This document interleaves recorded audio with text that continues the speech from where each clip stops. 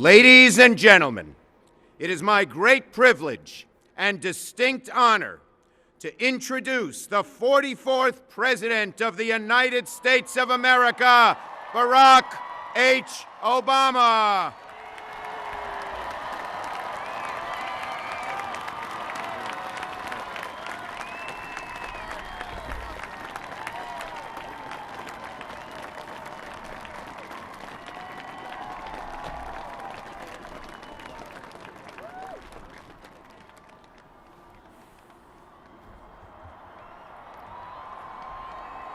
Thank you.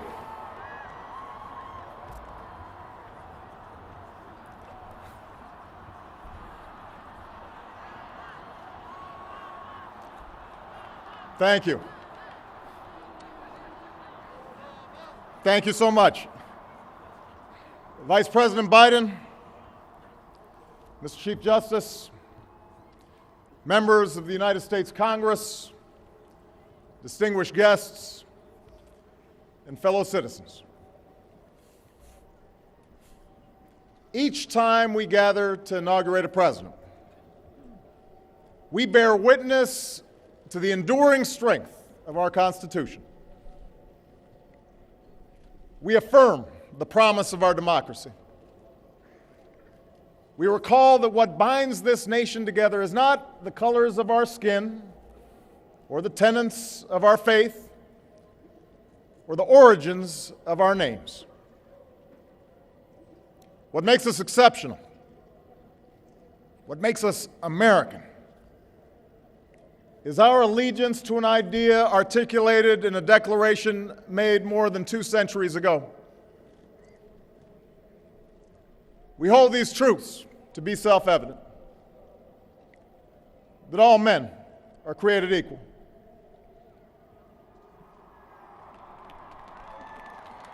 that they are endowed by their Creator with certain unalienable rights,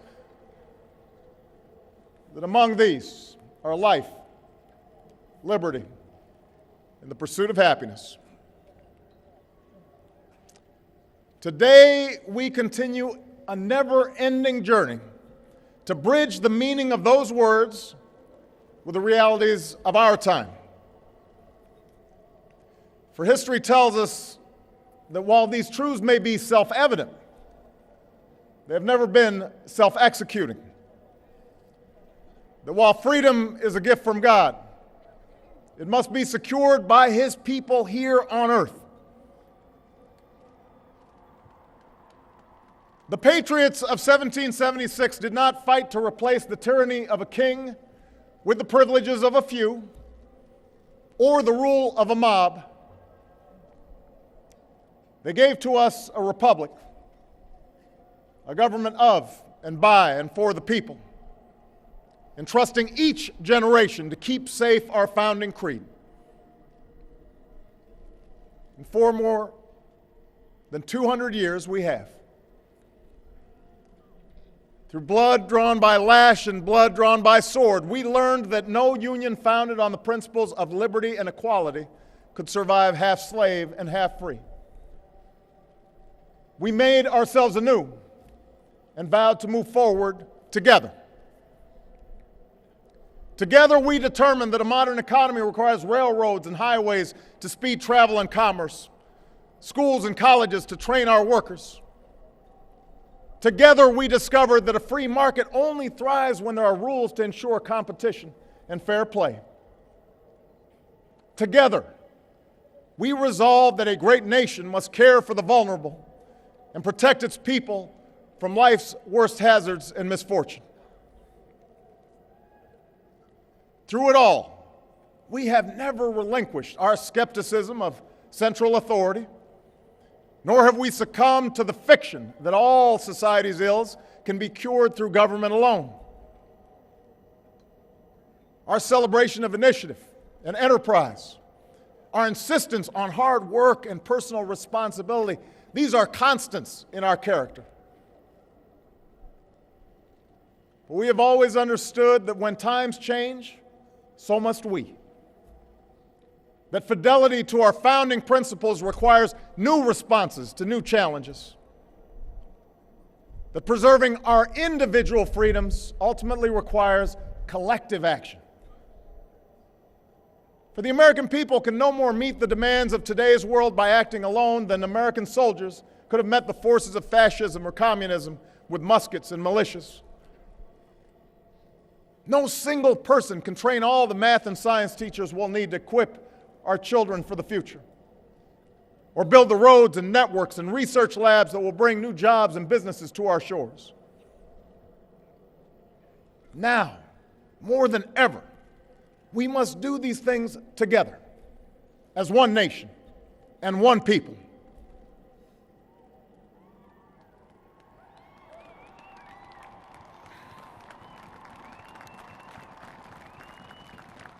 This generation of Americans has been tested by crises that steeled our resolve and proved our resilience.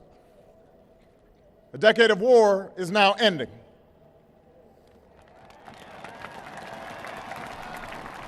An economic recovery has begun.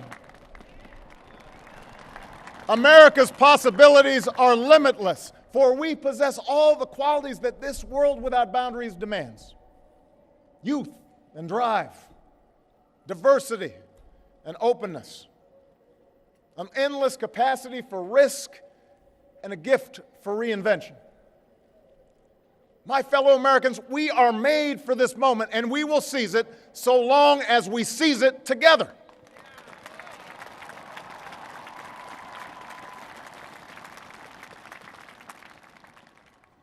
For we, the people, understand that our country cannot succeed when a shrinking few do very well and a growing many barely make it. We believe that America's prosperity must rest upon the broad shoulders of a rising middle class. We know that America thrives when every person can find independence and pride in their work, when the wages of honest labor liberate families from the brink of hardship. We are true to our creed when a little girl born into the bleakest poverty knows that she has the same chance to succeed as anybody else because she is an American, she is free, and she is equal not just in the eyes of God, but also in our own.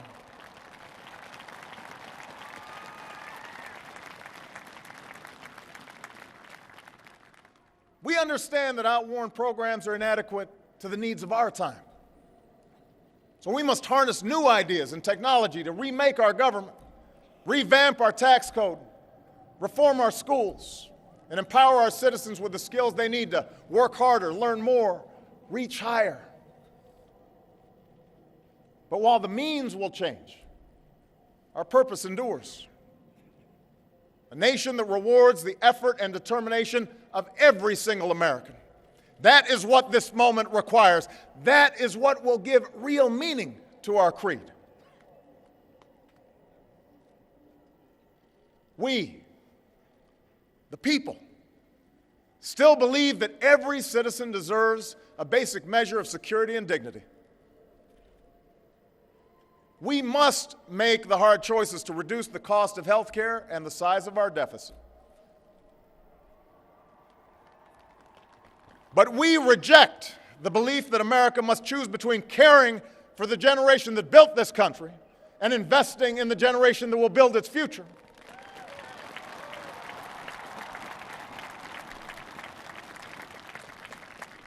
For we remember the lessons of our past, when twilight years were spent in poverty and parents of a child with a disability had nowhere to turn. We do not believe that in this country freedom is reserved for the lucky or happiness for the few.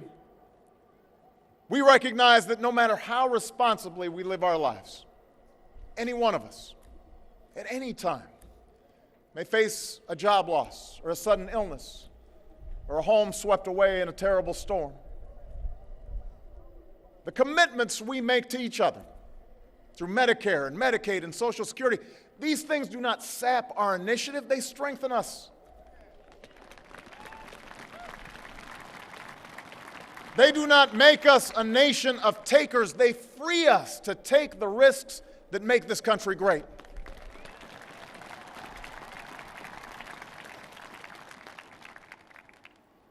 We, the people, still believe that our obligations as Americans are not just to ourselves, but to all posterity. We will respond to the threat of climate change, knowing that the failure to do so would betray our children and future generations.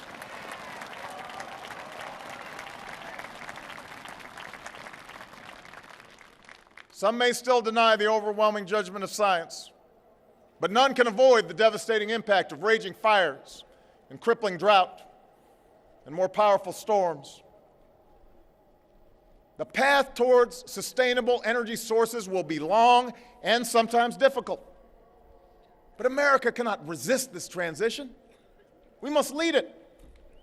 We cannot cede to other nations the technology that will power new jobs and new industries. We must claim its promise.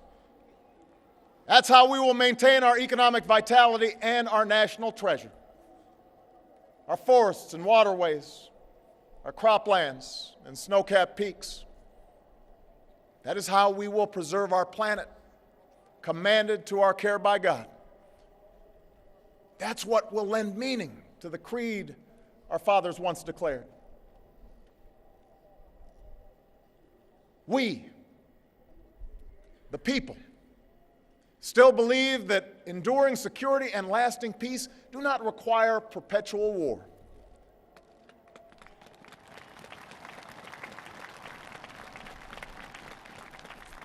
Our brave men and women in uniform, tempered by the flames of battle, are unmatched in skill and courage.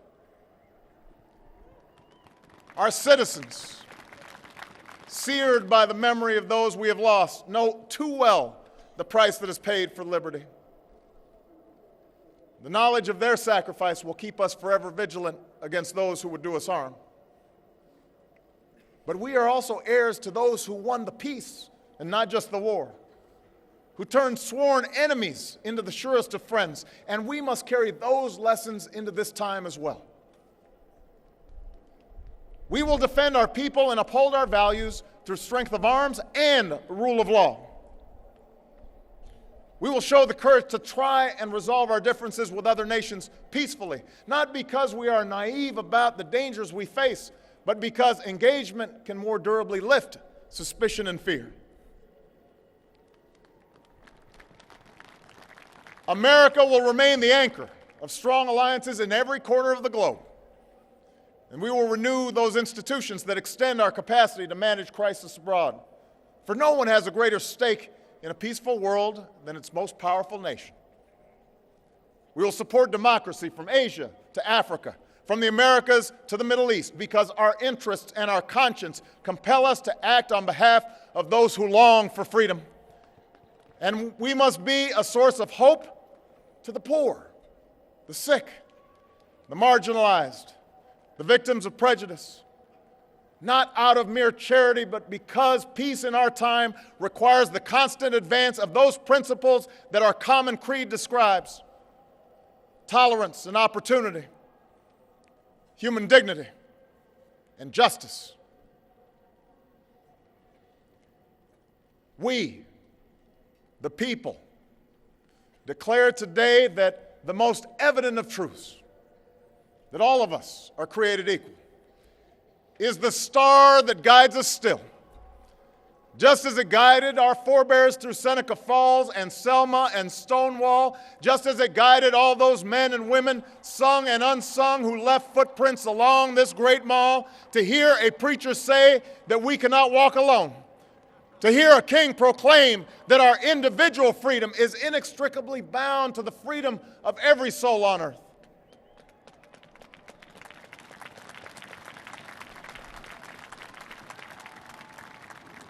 It is now our generation's task to carry on what those pioneers began.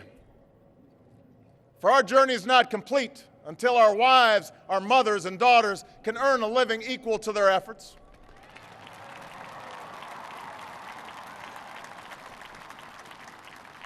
Our journey is not complete until our gay brothers and sisters are treated like anyone else under the law.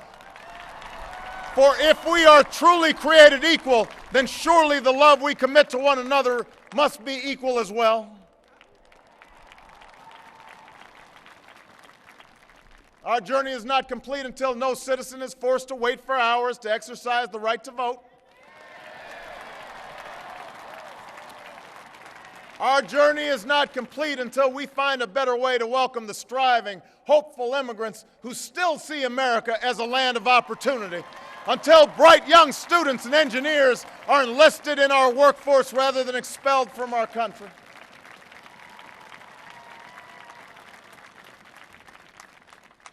Our journey is not complete until all our children, from the streets of Detroit to the hills of Appalachia to the quiet lanes of Newtown, know that they are cared for and cherished and always safe from harm.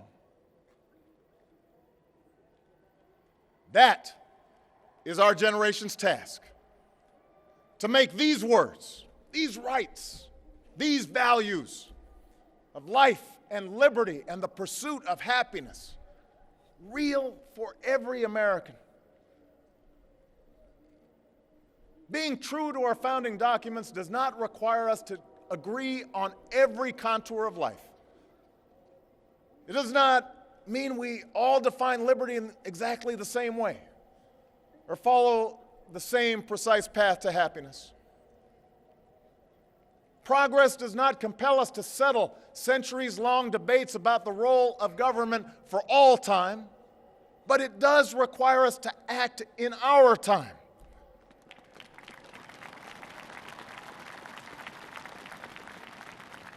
For now, decisions are upon us, and we cannot afford delay. We cannot mistake absolutism for principle, or substitute spectacle for politics, or treat name-calling as reasoned debate.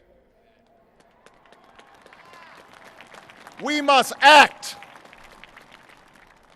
We must act knowing that our work will be imperfect.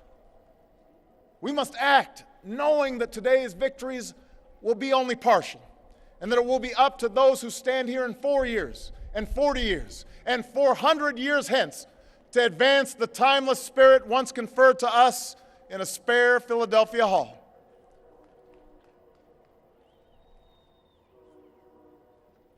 My fellow Americans, the oath I have sworn before you today, like the one recited by others who serve in this Capitol, was an oath to God and country, not party or faction. And we must faithfully execute that pledge during the duration of our service. But the words I spoke today are not so different from the oath that is taken each time a soldier signs up for duty, or an immigrant realizes her dream. My oath is not so different from the pledge we all make to the flag that waves above and that fills our hearts with pride. They are the words of citizens, and they represent our greatest hope. You and I, as citizens, have the power to set this country's course. You and I, as citizens, have the obligation to shape the debates of our time, not only with the votes we cast, but with the voices we lift in defense of our most ancient values and enduring ideals. Let us, each of us, now embrace with solemn duty and awesome joy what is our lasting birthright. With common effort and common purpose, with passion and dedication, let us answer the call of history and carry into an uncertain future that precious light of freedom. Thank you, God bless you, and may He forever bless these United States of America.